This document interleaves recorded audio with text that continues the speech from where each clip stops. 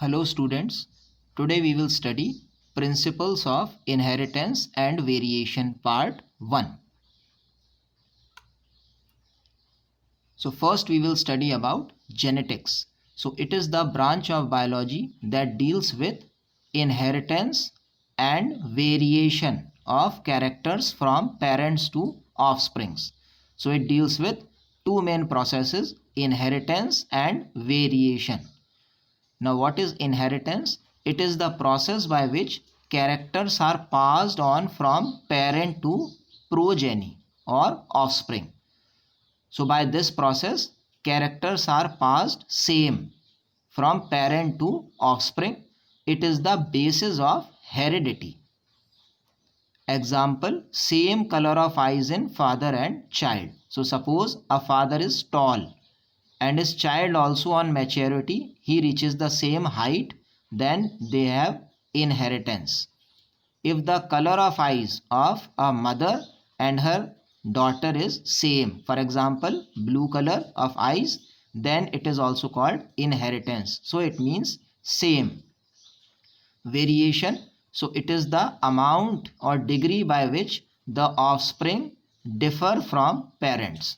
So some characters are passed in a different form. So when the characters are not passed same, it is called variation. Example is different height of a mother and a child. Now human beings knew about sexual reproduction as early as 8000 to 1000 BC. So they knew that when two parents are involved, there is variation in offspring because they used the wild varieties of plants and animals to cultivate new varieties which were beneficial. Like we can see from the wild varieties of cows, some Indian breeds, they have been selected for reproduction. Example is Sahiwal cows in Punjab which are found. They have been selected from the wild varieties and they produce large amount of milk. So this is a Sahiwal cow. It is very large in size and also it produces large amount of milk. So laws of inheritance, how characters are passed. So let us see the history. Gregor Johann Mendel 1822 to 1884, he conducted hybridization experiments. So he crossed or reproduced different parents to produce new characters. On garden peas, so he mostly performed experiment on garden pea or Pisum sativum for 7 years. He proposed the laws of inheritance in living organisms. He was the first to apply statistics or tabulation of data, presenting data in the form of tables, and mathematical logic. So he calculated the characters in biology. So he was the first to apply maths in biology. Mendel selected 14 true breeding pea plant varieties. So he selected 14 varieties of pea. The varieties were true breeding. So what is a true breeding?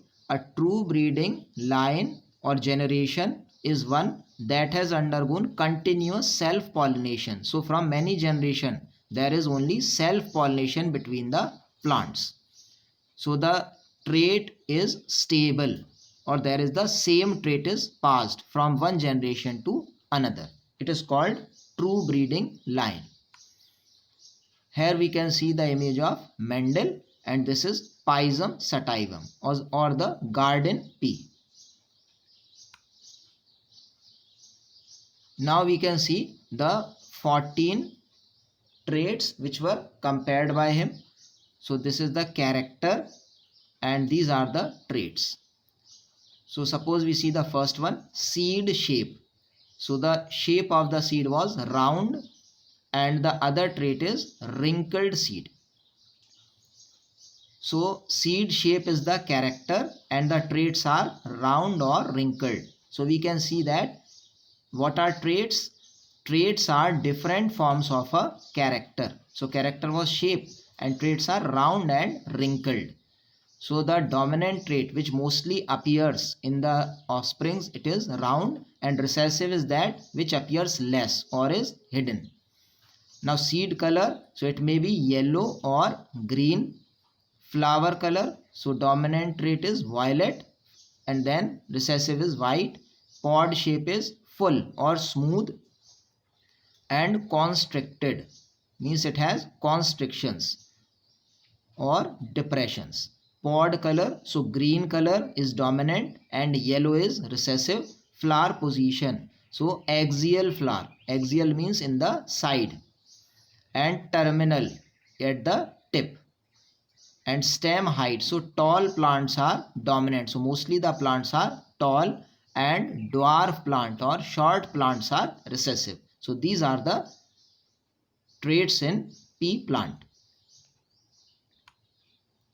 Now Mendel proposed that something was being stably passed down unchanged from parent to offspring through gametes over successive generations.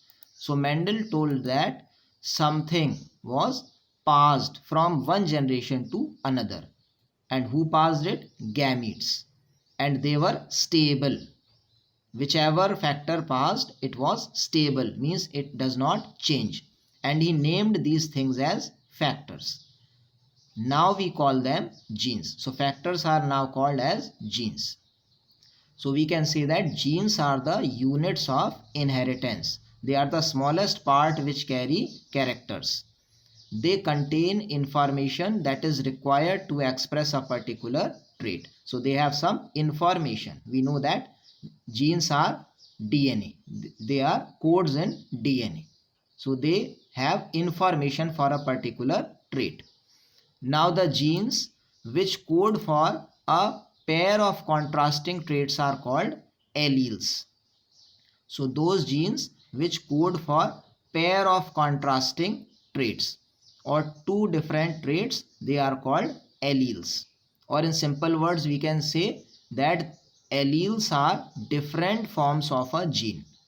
For example, if there is a character of height, then height character is controlled by a gene, and that gene has two forms, capital T and small t. So these are the alleles. So height will be controlled by only one gene, but the gene has two forms. Capital T will be for tall and small t will be for dwarf. So alleles are the different forms of a gene. Now Mendel publicized his work on inheritance in 1865, but it was not recognized by others. So there were some reasons for it. First, communication was not easy in those days. So communication was not easy. So his work could not be seen or studied by others, and so he could not get support from others. He said that factors are stable, means they do not change, and they are discrete units. They are separate units that control expression of traits, and they do not blend. So he told that the factors cannot mix, but it was not accepted by others because we see variations in nature, and variations are due to mixing of genes.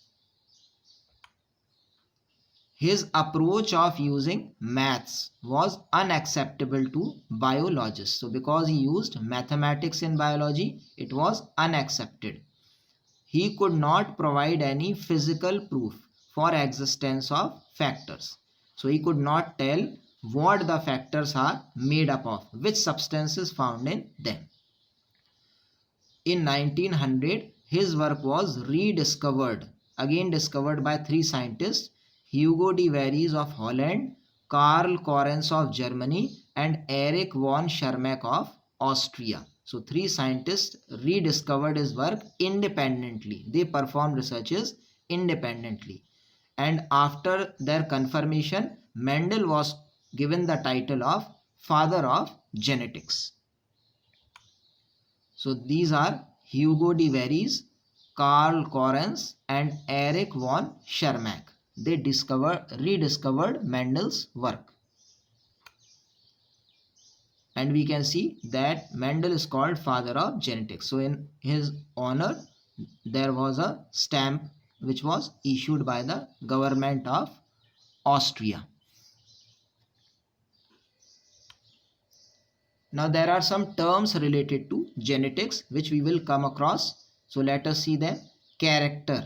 What is a character? It is a heritable feature, a feature which is passed from one generation to another. Example is height.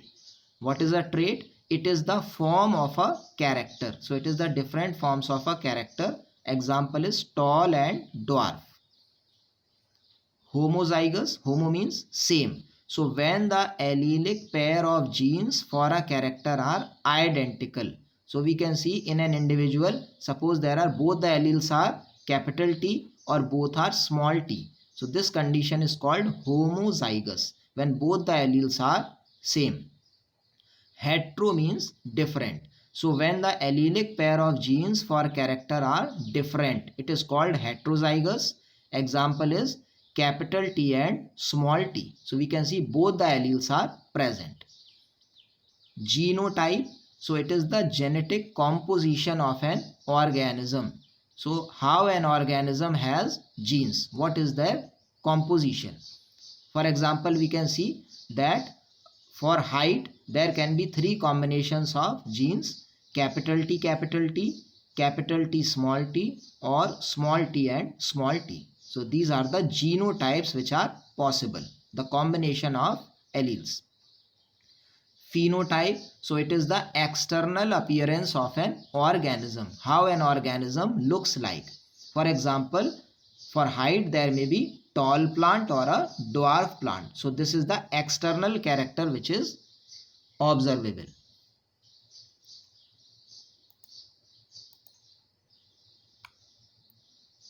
Now there are crosses. So what is a cross? Actually a cross is a artificial reproduction between two parents.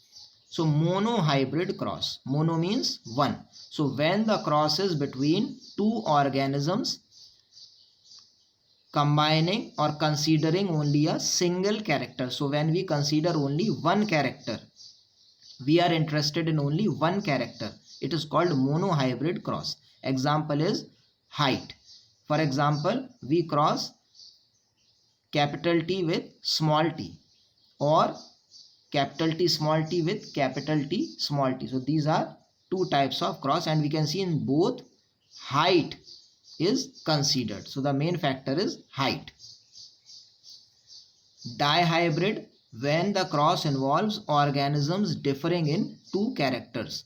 So when the organisms have two characters which are different. Example is shape of seed and color of seed. So when we consider two characters, it is called dihybrid cross. Here we can see a monohybrid cross. So parent is tall and the other is dwarf. So character is only one, which is height, and these are the traits. So since we consider only one character, height, it is monohybrid cross, and then we cross them. So in the first generation or F1, we see that all are tall, and in the next generation 3 are tall and 1 is dwarf. So this we will discuss in the next class. But here we must remember that what is monohybrid cross? When we consider only one character, that is height. This is the dihybrid cross. So we can see here we consider two characters. For example, in P, this is one seed. It is round and yellow. So round is the shape and yellow is color, and the other is wrinkled and green. So it means we consider two characters. One is the shape of seed and the other is color.